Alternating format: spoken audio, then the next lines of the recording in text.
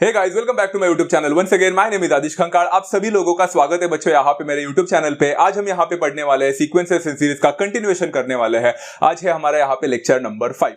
Lecture number 4 तक हम लोग ने पढ़ाई किया था। लेक्चर नंबर 4 में हमने क्या पढ़ाई किया था, आई होप एवरीवन रिमेंबर्स।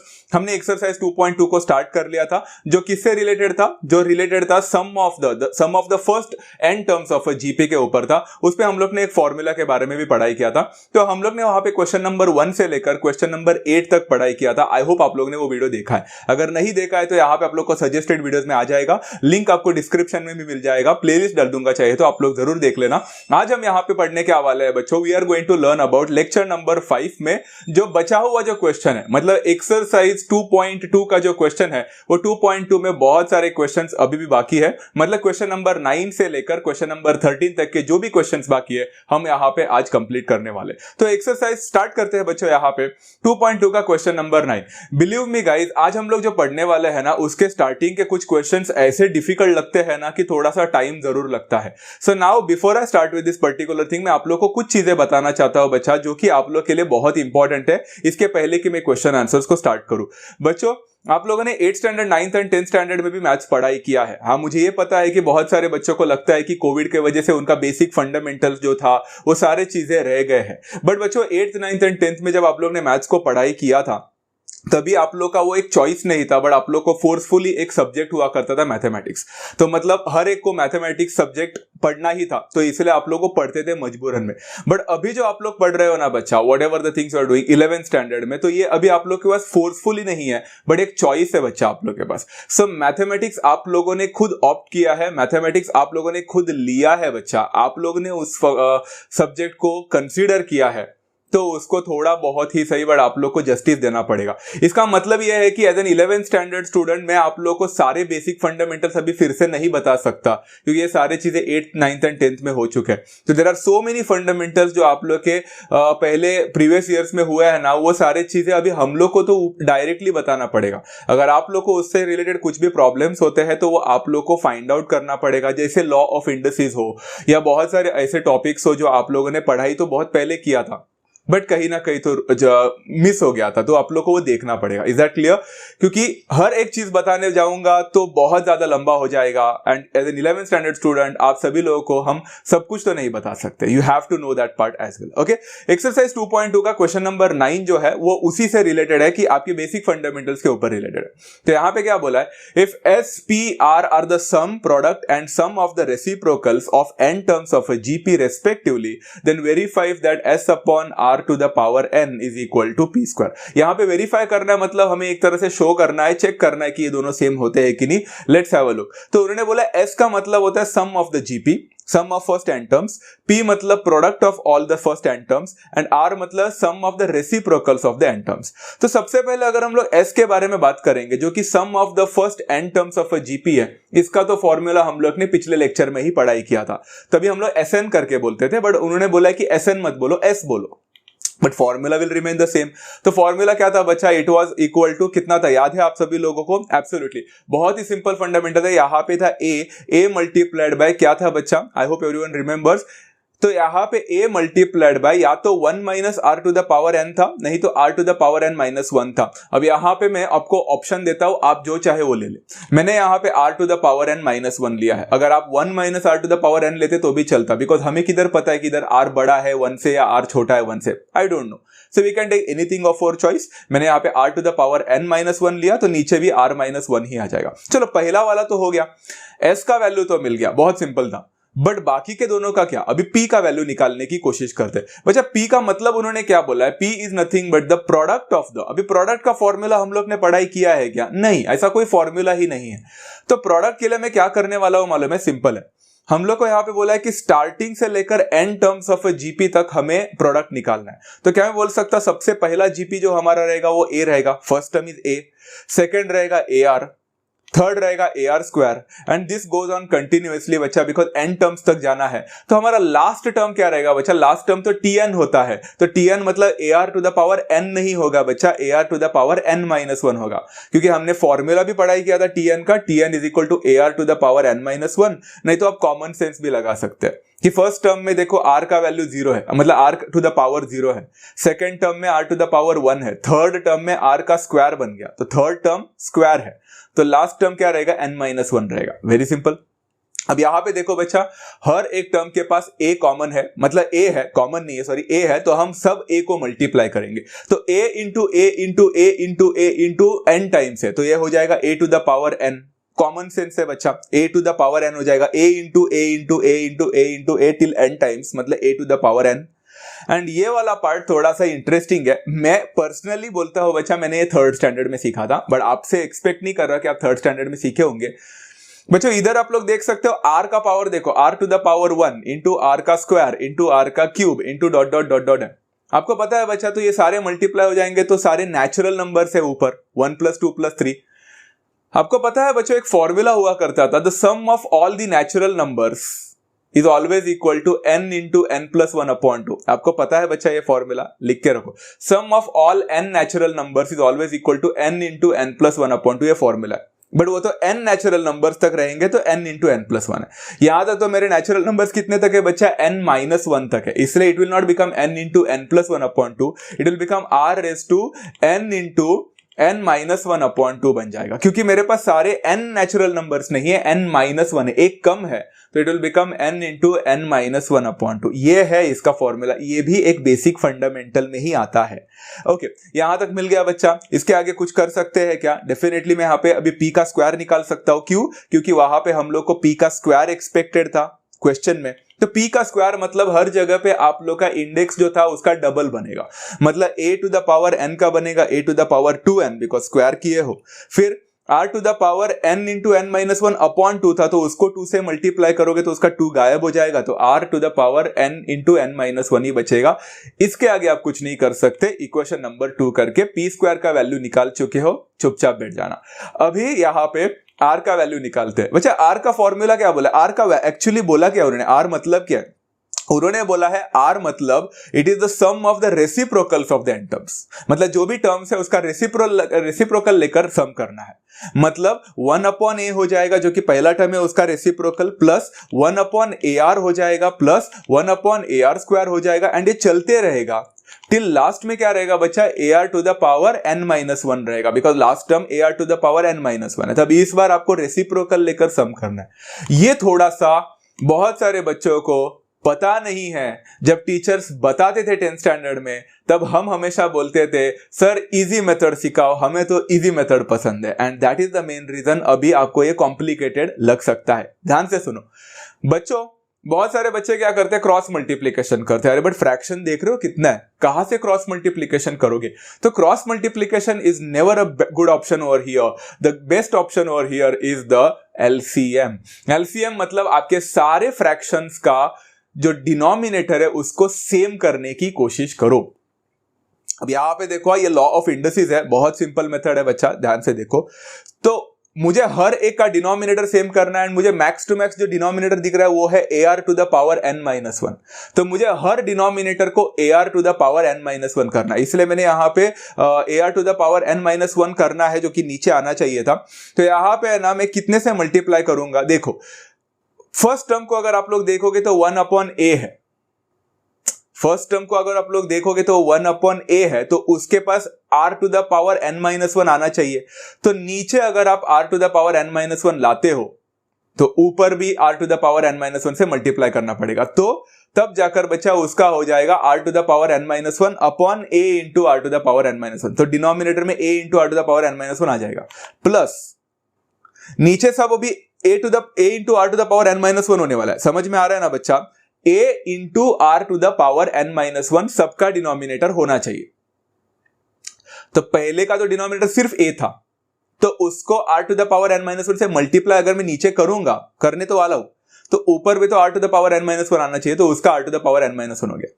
प्लस अब मजे की बात देखो, नीचे सेकंड डिनोमिनेटर देखो, सेकंड डिनोमिनेटर क्या बोलता है, ar, तो उसके पास a ऑलरेडी है, एंड उसके पास एक r है, तो उसको r to the power n minus 1 की जरूरत पड़ेगी क्या? नहीं, उसके पास ऑलरेडी एक r होने के वजह से उसको एक r कम की जरूरत पड़ेगी।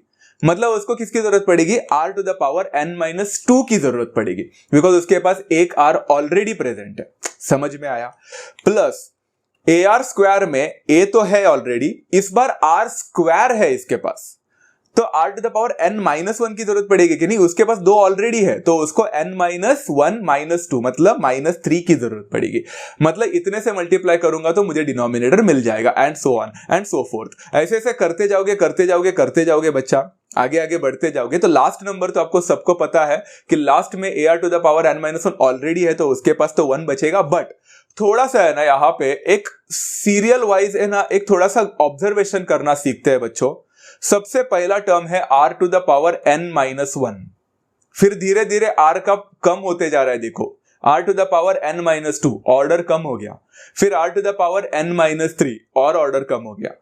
तो धीरे धीरे ऑर्डर कम होते एकदम कम होने वाला है। तो कहीं ना कहीं तो बच्चा लास्ट में r to the power square, मतलब r का स्क्वायर भी होने वाला है, r टू द पावर 2 होगा कभी ना कभी तो, एंड बाद में r टू द पावर 1 होगा, मतलब r, and last but not the list कभी ना कभी तो 1 होकर r टू द पावर 0 होने वाला है यहाँ पे। एंड इस हिसाब से आपका r के पावर्स स्टार्टिंग से लेकर एंड तक सब खत्म हो जाएंगे। एंड होल डिवाइडेड बाय, आप देख सकते हो अभी सबका डिनोमिनेटर सेम हो जाएगा, and that will become ar to the power n minus 1। ये सारे चीजें आपको सच बताओ तो 8th standard 9th and 10th में ही आना चाहिए था। अगर आपको नहीं आता था तो कोई बात नहीं है बच्चा, अभी आप लोग को ये सारी चीजें आनी चाहिए। Okay okay fine. r का वैल्यू सब कुछ मिल गया, तो r का वैल्यू यहाँ पे देखो बच्चा, तो आप लोग क्या देख सकते हो यहाँ पे, if you really have a very careful look, तो सबसे पहला जो डिनोमिनेटर है ना, वो डिनोमिनेटर कुछ फायदे का नहीं है, तो मैं वो डिनोमिनेटर को हटा देता हूं बाहर। तो 1 upon ar to the power n minus 1 को बाहर रख दिया, एंड ब्रैकेट में ऊपर का न्यूमरेटर लिखूंगा, बट मैं थोड़ा सा ऐसा स्वैप करके लिखता हूं, मतलब 1 plus r square plus dot dot dot r to the power n minus 3 n minus 2 n minus 1। उल्टा लिखा, क्यों लिखा है बता देता हूं। यहाँ पे r का वैल्यू कितना हो जाएगा? 1 upon ar to the power n minus 1, and जो ब्रैकेट के अंदर है, अगर आप लोग शांति से अच्छी तरह से देखोगे तो आपको पता चलेगा अरे ये तो ज्योमेट्रिक प्रोग्रेशन, ये तो जीपी है। देखो ना, r को r अपॉन 1 करोगे तो r मिलेगा, r स्क्वायर अपॉन r करोगे तो भी r मिलेगा। ये हर एक टर्म r से इंक्रीज हो रहा है। मतलब यहाँ पे बचा ये जीपी में a का वैल्यू कितना है? a का वैल्यू 1 है, एंड यहाँ पे r का वैल्यू r ही है। तो कहने से बच्चा ये जीपी का एडिशन हो रहा है, मतलब ये सम ऑफ n टर्म्स है कि नहीं बच्चा? This is the sum of n terms. तो इसका फॉर्मूला तो हम लोग ने सीखा था बच्चा, I hope everyone remembers the formula. और हियर कि फॉर्मूला क्या था बच्चा इसका? Very very very simple formula था, that was a multiplied by, but a तो 1 है तो वो छोड़ो, r टू द पावर, यहां पे क्या हो जाएगा? r to the power n minus 1 हो जाएगा।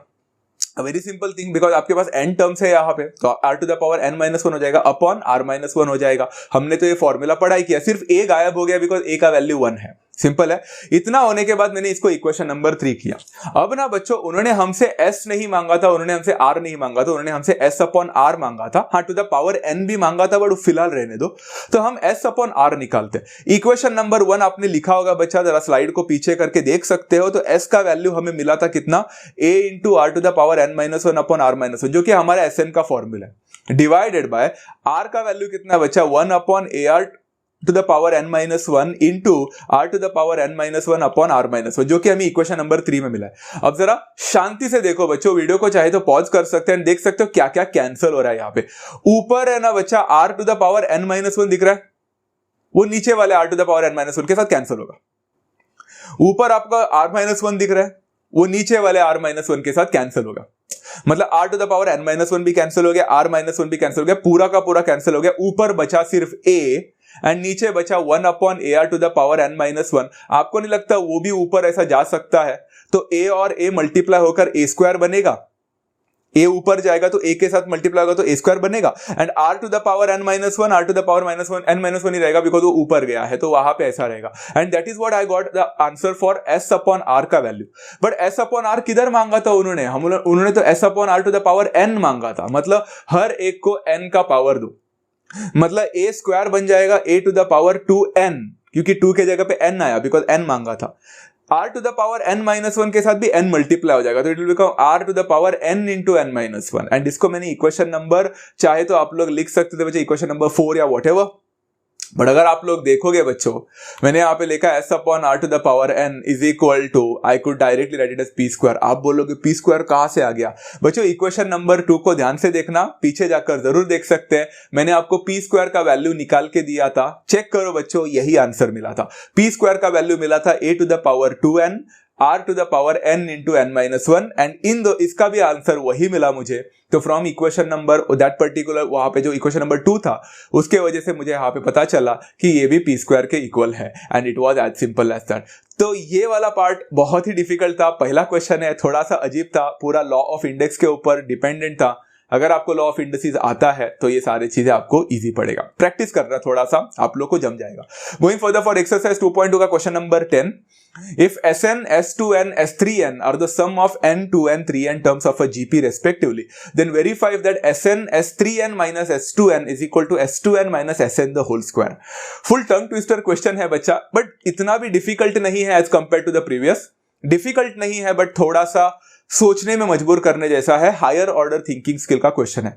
हम यहाँ पे क्या करने हैं, हमें वेरीफाई करना है, तो हम लेफ्ट हैंड साइड लेंगे एंड राइट हैंड साइड लेंगे एंड दोनों को कंपेयर करेंगे, चेक करेंगे कि इक्वल हो रहा है कि नहीं। तो सबसे पहले लेफ्ट हैंड साइड लेते हैं, Sn, S3n माइनस S2n। यहाँ पे सबका फॉर्मूला आपको पता है बच्चा। Sn का फॉर्मूला क्या होता है, जो मर्जी चाहे वो फॉर्मूला ले सकते हैं। मैंने लिया a multiplied by r to the power n minus 1, आप चाहो तो 1 minus r to the power n भी ले सकते थे, divided by r minus 1, but ये तो Sn का हो गया। तो बच्चों S3n का क्या होगा मालूम है, सिर्फ n के जगह पे 3 डाल दो, मतलब 3n डाल दो, तो ये हो जाएगा बच्चे a multiplied by r to the power 3n minus 1 हो जाएगा, अपॉन r माइनस 1 हो जाएगा सेम, माइनस S2n का फॉर्मूला में 2 डाल दो, मतलब a multiplied by r to the power 2n minus 1 upon r minus 1। यहां तक तो सिंपल है। अब ना बच्चा, मैं फिलहाल के लिए बाहर का ब्रैकेट को वैसे ही रखता हूं, बट अंदर के ब्रैकेट में कुछ चीजें हैं जो कॉमन है। आपको दिख रहा है दोनों के पास a कॉमन है बच्चा, डेफिनेटली। अगर मैंने a को कॉमन ले लिया ना, तो उसके पास ब्रैकेट में बचेगा क्या मालूम है, r to the power 3n minus 1 minus r to the power 2n plus 1 बनेगा। क्यों बनेगा प्लस 1? बिकॉज बीच में माइनस साइन है, ब्रैकेट को ओपन करेगा तो प्लस। ये बहुत सारे बच्चे यहां पे गड़बड़ करते हैं। अगर मैंने दोनों का a कॉमन ले लिया तो r to the power 3n minus 1 minus bracket में है ना r to the power 2n minus 1, तो ओपन करोगे तो r to the power 2n plus 1 बनेगा, डिवाइडेड बाय दोनों का डिनोमिनेटर सेम है तो r minus 1 will come together. अब आप लोग देख सकते हैं बच्चा, यहाँ पे मैं काफी सारे चीजें जो ब्रैकेट में वो बाहर लेके आ सकता हूं एंड मल्टीप्लाई कर सकता हूं। तो a into a will become a का square, r to the power n minus 1 को वैसे ही रखा, डिवाइडेड बाय नीचे भी देखो r minus 1 into r minus 1, r minus 1 का स्क्वायर बन गया। अंदर ब्रैकेट में जो बचा है उसमें माइनस 1 प्लस 1 कैंसिल हो गया, उसके पास सिर्फ बचा r to the power 3n minus r to the power 2n। अभी भी कुछ कॉमन लिया जा सकता है, ध्यान से देखो। a स्क्वायर के बाद में आप लोग देख सकते हो बचा r to the power n minus 1 तो रहेगा ही, but r to the power 3n और r to the power 2n में से भी r to the power 2n को कॉमन लिया जा सकता है। देखो ये वाला पार्ट वैसे ही रखा हूं, r to the power 2n को कॉमन ले लिया। दोनों में से, दोनों के पास r to the power 2n है बच्चों। r to the power 3n में से r to the power 2n ले लिया तो उसके पास बचेगा r to the power n only, सिर्फ n बचेगा। And r raise to 2n में से r रेज टू 2n ले लिया तो उसके पास 1 बचेगा। कॉमन फैक्टर लेना आता है ना बच्चा, तो मैंने कॉमन फैक्टर ले लिया, इसको थोड़ा सा रीअरेंज कर लिया बच्चा। तो रीअरेंज करने के बाद कैसा होगा, a स्क्वायर पहला रखा, फिर r to the power 2n रखा, फिर आप लोग देख सकते हो r raise to n minus 1 and r raise to n minus 1 दोनों सेम है, मल्टीप्लाई हो जाएंगे तो r raise to n minus 1 का स्क्वायर बनेगा, divided by r minus 1 the whole square. अब जाकर आपको इक्वेशन नंबर 1 मिल चुका है। Very easy. तो यहाँ पे आप लोग को LHS मिला है। LHS को ध्यान से देखो बच्चा, ये आपका LHS है, लिख के रखो, क्योंकि RHS भी आपको यही आंसर मिलना चाहिए। ओके चलो अभी RHS को देखते हैं। s to the power 2n minus Sn, ये वाला पार्ट तो हम लोग को s to the power 2n minus Sn का वैल्यू देखो, मैंने डायरेक्टली फॉर्मूला लिखा है। Can you see over here a formula बच्चा, s to the power 2n minus Sn का मैंने डायरेक्टली फॉर्मूला जानबूझ कर दिया था कि आप लोग देख सको। तो s2n का मैंने फॉर्मूला लिखा है तो r to the power 2n हो गया एंड Sn के जगह पे r to the power n हो गया। वेरी सिंपल, इतना तो आप लोग कर ही सकते हो। ये RHS है।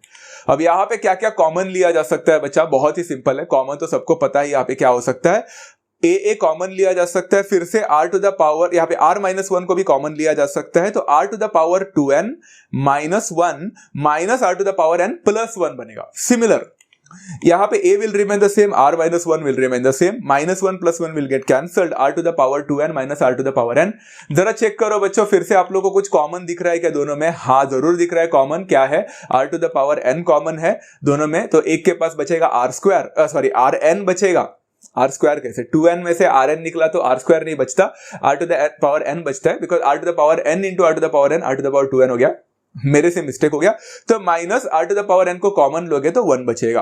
Very simple thing to understand. अब यहां पे देखो बच्चा, मुझे s2n माइनस sn का वैल्यू पूछा था क्या उन्होंने? राइट हैंड साइड में नहीं, उन्होंने s2n माइनस sn का स्क्वायर मांगा था। तो स्क्वायर मांगा था मतलब हर एक चीज को स्क्वायर कर सकते हैं बच्चा यहाँ पे, डेफिनेटली। मतलब a का स्क्वायर हो जाएगा a स्क्वायर, फिर बच्चा r to the power n का हो जाएगा r to the power 2n, फिर बच्चा r to the power n minus 1 का हो जाएगा r to the power n minus 1 the whole square divided by r minus 1 the whole square. Check करो बच्चों, equation number 1 and equation number 2 को अगर check करोगे तो क्या यही आंसर मिला था कि इक्वेशन नंबर 1 में? आपने देखा होगा तो यही आंसर मिला था। तो क्या मैं बोल सकता हूं from equation number 1 and 2 sn multiplied by s3n minus s2n is equal to s2n minus sn the whole square, and the reason was from 1 and 2 and it was as simple as that. ये question थोड़ा easy लगाना बच्चा, इतना भी difficult नहीं था, सिर्फ formula को सब्स्टिट्यूट करके कॉमन फैक्टर्स निकालने थे, एंड कॉमन फैक्टर्स निकालने के बाद दो इक्वेशंस को देखना था, सिंपल था, कंपेयर करना था। यहां पे जाते हैं बच्चों एक्सरसाइज 2.2 का क्वेश्चन नंबर 11 में। अभी कंपैरेटिवली क्वेश्चंस थोड़े इजी है, हमारे पास अभी 3 क्वेश्चंस बाकी है, 11, 12 एंड 13। वैसे 11th वाला जो क्वेश्चन है उसमें 2 सब क्वेश्चंस है, उसमें दोनों सब क्वेश्चन कंप्लीटली सेम है। तो मैं सिर्फ एक ही सब क्वेश्चन सिखाने वाला हूं, दूसरा सब क्वेश्चन आप लोग खुद से करने वाले हैं बच्चा, बिलीव मी बहुत सिंपल है। बच्चों यहां पे क्या बोला है? समेशन, इसको समेशन बोलते हैं, समेशन, SUMMATION। आप लोगों ने इस चीज को बहुत पहले स्टैटिस्टिक्स में भी देखा था। इसको हम आपको सिग्मा आप बोलते थे, but sigma is a Greek letter जो समेशन के लिए यूज करते हैं। जैसे एंगल के लिए थीटा कैसे यूज करते हैं, जैसे आप लोग जो रेडियंस वाले चीजों के लिए पाई कैसे यूज करते हैं, वैसे ही समेशन मतलब एडिशन, एडिशन के लिए आप सिग्मा यूज करते हैं। तो आपने इसको सिग्मा करके सुना होगा, इसको समेशन बोलते हैं। बट आपने जब सीखा था, आपने सिर्फ समेशन सीखा था, वो नीचे और ऊपर क्या लिखा है अगर आपको नहीं पता है तो जरा हेल्प करता हूं बच्चा। Summation of r 3 into 2 to the power r करके लिखा है, इसका समेशन करना है।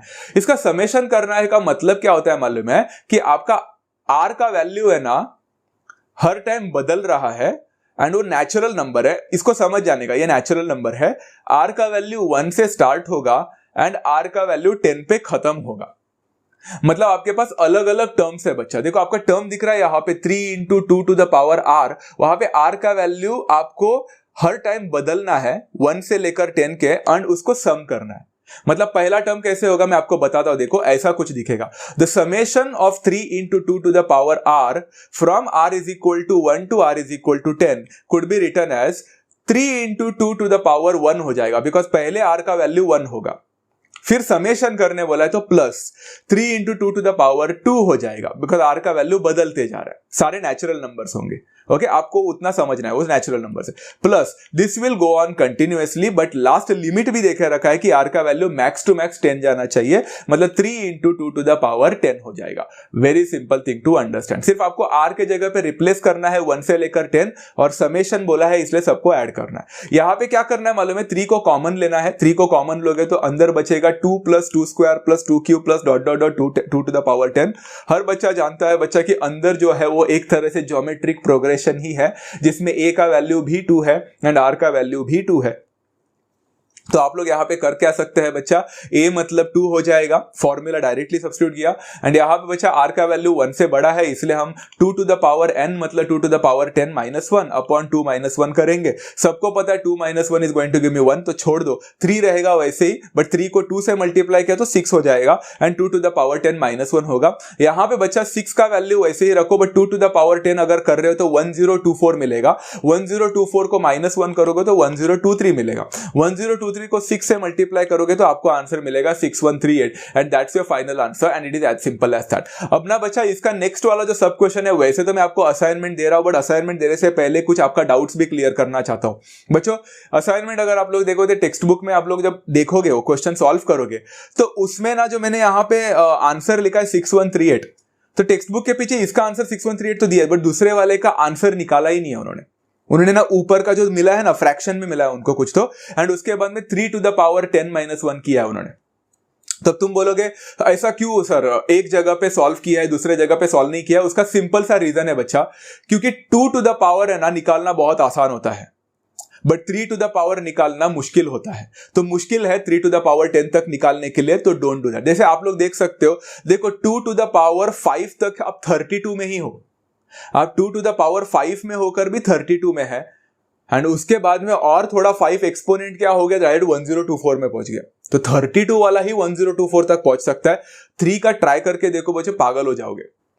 3 1 3, 3 3 9, 9 3 27, 27 3 81, 81 3 243। आप इधर ही 243 तक पहुंच गए हो बच्चों। सोचो इधर 243 तक पहुंचे हो तो आगे और कितना प्रॉब्लम होगा, एक्सपोनेंशियली बढ़ेगा बच्चा।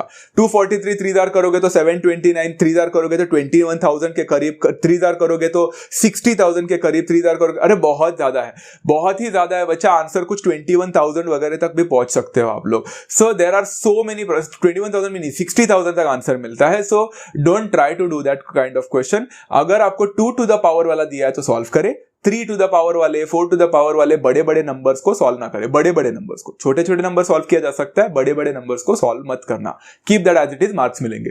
Okay, going for question number 12। ये बहुत ही सिंपल क्वेश्चन है, भले ही ये एक तरह से एप्लीकेशन है बच्चा, एक वर्ड प्रॉब्लम है, इतना चिंदी है कि पूछो मत। बट मैं यहाँ पे बच्चा एक शॉर्टकट करने वाला हूं एंड आपको सवाल पूछने वाला हूं, प्लीज मुझे जवाब देना कि आपको वो समझा है कि नहीं। The value of a house appreciates 5% per year. But appreciate होना मतलब बढ़ना, बढ़ना, ओके, तारीफ करना नहीं। एप्रिसिएट मतलब बढ़ना, 5% पर ईयर से बढ़ रहा है। How much is the house worth after 6 years? If it's current worth is ₹15 lakh, given that 1.05 to the power 5 is 1.28 देखे रखा है, and 1.05 to the power 6 is 1.34, ये देखे रखेंगे आप लोग को। तो बच्चा यहाँ पे एक इंटरेस्टिंग पार्ट है कि हमारा the current worth of the house, जो अभी फिलहाल जो करेंट वर्थ चल रहा है इस पर्टिकुलर हाउस का, वो 15 लाख का है, बराबर है। तो what will be the worth of the house after 1 year? तो उन्होंने बोला कि हर साल 5% से बढ़ रहा है। मैंने देखो यहाँ पे एक शॉर्टकट किया है बच्चों, तो शॉर्टकट देखो क्या है कि worth of the house after 1 year क्या होने वाला है, it will become 15 multiplied by 1.05। तो यहां पे आप लोग बोलोगे ऐसा कैसे किया सर, 5% से बढ़ रहा है तो 1.05 से मल्टीप्लाई कैसे किया? बहुत सिंपल है, अगर आप लोग को ये जमता नहीं है तो आप अपना नॉर्मल मेथड करें मैथमेटिक्स का। कैसे? पहले 15 लाख था, फिर वो बढ़ रहा है, मतलब प्लस, लिखो मेरे साथ लिखो, 15 lakhs प्लस कितना परसेंट बढ़ रहा है? 5%। 5% मतलब 5/100 ऑफ 15 lakhs। तो 5/100 मतलब 0.05 होता है, बराबर है। 0.05 ऑफ 15 lakhs। अभी आपका मैथमेटिकल कैलकुलेशन कैसे होगा? 15 प्लस 0.05 मल्टीप्लाइड बाय 15। 15 को कॉमन लो तो हो जाएगा 15 मल्टीप्लाइड बाय 1 प्लस 0.05, मतलब 1 प्लस 0.05 होता है 1.05। तो 15 इंटू 1.05 यही मिला। तो बहुत सिंपल है बच्चा, आप लोग ऐसे कर सकते हैं कि अगर आप लोग का कोई भी इनिशियल वैल्यू है तो 5% से बढ़ रहा है तो 1.05 से मल्टीप्लाई करना, 8% से बढ़ रहा है तो 1.08 से मल्टीप्लाई करना, 10% से बढ़ रहा है तो 1.1 से मल्टीप्लाई करना, 20% से बढ़ रहा है तो 1.2 से मल्टीप्लाई करना। वेरी सिंपल, समझा? तो यहां पे बच्चा 15 इंटू 1.05 को सॉल्व मत करो, मैंने बस आप लोग को एक क्रोनोलॉजी बताई है। तो worth of the house after 1 year अगर 15 इंटू 1.05 है तो worth of the house after 6 years पूछा है तो कितना हो जाएगा बच्चा? 15 मल्टीप्लाइड बाय 1.05 को 6 बार करना पड़ेगा तो 1.05 टू द पावर 6 हो जाएगा।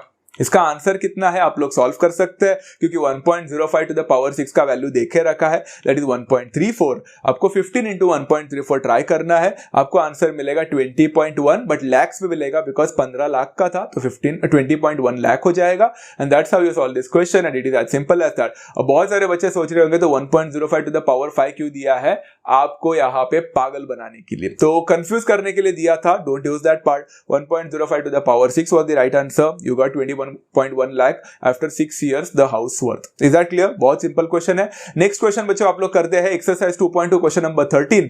If one invests ₹10,000 in a bank at a rate of interest 8% per annum, मतलब उन्होंने बोला है कि मेरे पास जो करंट इन्वेस्टमेंट है वो 10,000 का है एंड मेरा हर साल में मेरा अमाउंट बढ़ रहा है 8% पर एनम से बच्चा बढ़ रहा है। तो 8% पर एनम से बढ़ रहा है मतलब क्या मैं बोल सकता इन्वेस्टमेंट आफ्टर जो 1 ईयर होगा, 1 साल के बाद जो इन्वेस्टमेंट होगा बच्चा, वो मेरा इन्वेस्टमेंट 10,000 से मल्टीप्लाई करना पड़ेगा 1.08 के साथ। कॉमन सेंस है कि नहीं? अभी तो समझ में आ रहा है कि 8% से बढ़ रहा है तो 1.08 से मल्टीप्लाई करो। अगर आप लोग को ये मेथड पसंद नहीं आता है तो आप अपना नॉर्मल मेथड भी कर सकते हैं, 10,000 प्लस 8% ऑफ 10,000, ऐसे भी करोगे तो आपको फाइनली यही आंसर मिलने वाला है। एग्जैक्टली सॉल्व करके देखो, आपको यही आंसर मिलेगा। तो 10,000 इंटू 1.08 मिलेगा। बट ये तो इन्वेस्टमेंट आफ्टर 1 ईयर है। उन्होंने बोला है बच्चा how long does it take to double the money. तो हाउ लॉन्ग, कितने ईयर्स के बाद में, मुझे नहीं पता कितने ईयर्स के बाद में, लेट अस कंसीडर कि n ईयर्स के बाद में डबल हो रहा है, n ईयर्स। तो बच्चा इन्वेस्टमेंट आफ्टर 1 ईयर तो 10,000 टू 1.08 है, therefore investment after n years कितना हो जाएगा बच्चा, मेरा हो जाएगा 10,000 multiplied by 1.08 to the power n। But n years के बाद में मेरा इन्वेस्टमेंट इतना हो रहा है, बट उन्होंने ऊपर क्या लिखा है कि n ईयर्स के बाद में मेरा इन्वेस्टमेंट डबल होना चाहिए। तो मैंने लिखा but the investment doubles after n years. उन्होंने बोला ना after how many years it becomes double, हमने ही अस्यूम किया था, let us assume that n years के बाद में डबल हो जाए। तो आफ्टर n ईयर्स डबल हो रहा है एंड हमारे पास इनिशियल इन्वेस्टमेंट कितना था बच्चा, 10,000 था। इसलिए अभी आफ्टर n ईयर्स मेरा इन्वेस्टमेंट होना कितना चाहिए, 20,000 होना चाहिए। तो मतलब मैं बोल सकता देयरफॉर 20,000 जो इन्वेस्टमेंट है after n years that is equal to 10,000 multiplied by 1.08 to the power n, because ये दोनों भी इन्वेस्टमेंट आफ्टर n ईयर्स है। मेरे कैलकुलेशन के हिसाब से investment after n years is 1.08 to the power n into 10,000, ये मैंने निकाला हुआ कैलकुलेशन है। एंड हमारे क्वेश्चन में दिया है कि आफ्टर n ईयर्स डबल हो रहा है, मतलब 20,000 बन रहा है, मतलब ये दोनों सेम है।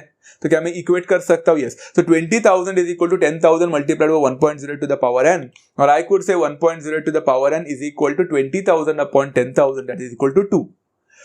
इतना सब कुछ करने के बाद भी ये क्वेश्चन में कुछ राहत ही नहीं मिल रहा है, क्योंकि 1.0 to the power n is equal to 2 से n का वैल्यू कैसे मिलेगा, नहीं मिलेगा। अभी हम लोग को यहाँ पे गिवन डेटा का इस्तेमाल करना है। तो गिवन डेटा क्या है, बट हमें देखे रखा है बच्चा 1.08 टू द पावर 5 का वैल्यू दिया है एंड दैट इज 1.47। अब बच्चों इन दोनों को इक्वेट नहीं किया जा सकता। To be frank 1.08 to the power n का वैल्यू 2 होना चाहिए। तो ऐसा क्या होना चाहिए n का वैल्यू की 2 हो, बट उन्होंने 1.08 टू द पावर 5 का वैल्यू दिया जो कि 1.47 है। तो हम लोग क्या करेंगे मालूम है, यहां पे हम लोग स्क्वायरिंग करेंगे जो गिवन डेटा है। मतलब 1.08 टू द पावर 5 का स्क्वायर करोगे तो 1.08 टू द पावर 10 बनेगा, इज इक्वल टू 1.47 का स्क्वायर बनेगा। I have squared both the side, squaring किया, समझ में आ रहा है ना बच्चा। 5 का 10 बना तो 1.47 का स्क्वायर बना। तो यहां पे आप लोग को कितना मिला मालूम है, 1.0 टू द पावर 10 का आंसर आपको यहां पे मिला 2.16, जिसको मैं इक्वेशन नंबर 2 बोलूंगा। अगर आप लोग देखोगे बच्चा तो 1.08 to the power n is equal to 2 है, तो n का ऐसा क्या वैल्यू होना चाहिए कि 2 मिले। सच बताओ तो ऐसा n का वैल्यू आपको नेचुरल नंबर मिलेगा ही नहीं कि उसका आंसर 2 मिले। तो आप लोग देख सकते हो अगर मैं 1.08 टू द पावर 10 करता हूं ना तो मुझे 2.16 मिल रहा है, जो कि 2 से ज्यादा है। एंड 1.08 टू द पावर 9 करके देखता हो ना, कैलकुलेटर में एक बार ट्राई करके देखिए, 1.08 टू द पावर 9 करते हो ना तो आपको 2 से कम मिलेगा। मतलब आफ्टर 9 इयर्स आपका इन्वेस्टमेंट डबल नहीं हुआ है, डबल से थोड़ा कम है। एंड आफ्टर 10 इयर्स आपका इन्वेस्टमेंट डबल से ज्यादा हुआ है। तो सच बताओ तो आफ्टर 10 इयर्स आपका इन्वेस्टमेंट परफेक्टली डबल नहीं हुआ है, डबल से ज्यादा हुआ है। बट हम यहां पे परफेक्टली निकाल ही नहीं सकते। इट्स लाइक हम नहीं बोल सकते आफ्टर 9.7 इयर्स, ऐसा नहीं निकाल सकते। This is very difficult, calculator के बिना डिफिकल्ट है। तो यहाँ पे एक अप्रोक्सीमेटेड वैल्यू है ये, कि यहाँ पे वो बताना चाह रहे हैं कि कितने सालों के बाद आपका इन्वेस्टमेंट परफेक्ट डबल तो नहीं होगा बट डबल से ज्यादा तो होगा, मतलब डबल हुआ रहेगा। तो 9 साल के बाद में आपका डबल तो नहीं हुआ रहेगा, बट 10 साल के बाद में आपका इन्वेस्टमेंट डबल तो गारंटीड हुआ रहेगा, उल्टा डबल से ज्यादा हुआ रहेगा, है कि नहीं। तो यहां पे मैं बोल सकता हूं अच्छा देयरफॉर n यहां पे जो है वो 10 इयर्स है, मतलब after 10 years your investment will have become double.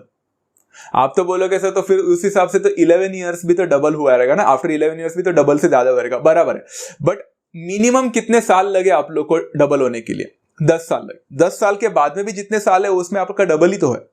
After 11 years also it's also double only, more than double. After 12 years also it's double only, more than double. But how much minimum years did it take for you to double your investment? It was 10 years and इसलिए मैंने वहां पे 10 years के साथ approx भी डाल दिया है एंड इस हिसाब से ये क्वेश्चन खत्म हो गया। आई होप बच्चों आप लोग को ये क्वेश्चन समझ में आ चुका है। It is not that difficult to understand, it's a very simple thing. तो इधर ही हम लोग का एक्सरसाइज 2.2 के डिफिकल्ट टाइप ऑफ क्वेश्चन भी खत्म हो जाते हैं। आई होप आप सभी लोगों को ये क्वेश्चन समझ में आ चुके हैं। In the next session we are going to learn about the sum of infinite terms के बारे में सीखने वाले हैं। इनफाइनाइट टर्म्स, बिलीव मी, तो उसके बारे में हम लोग नेक्स्ट लेक्चर में पढ़ेंगे। आशा करता हूं आप लोग को आज का सेशन पसंद आया होगा, एट द सेम टाइम समझा भी होगा। अगर वीडियो पसंद आता है तो don't forget to hit the like button and don't forget to share with all your friends. At the same time अगर चैनल पे नए होंगे तो सब्सक्राइब जरूर करिए। मिलते हैं नेक्स्ट सेशन में, तब तक take care of yourself, love you all, thank you so much and happy learning.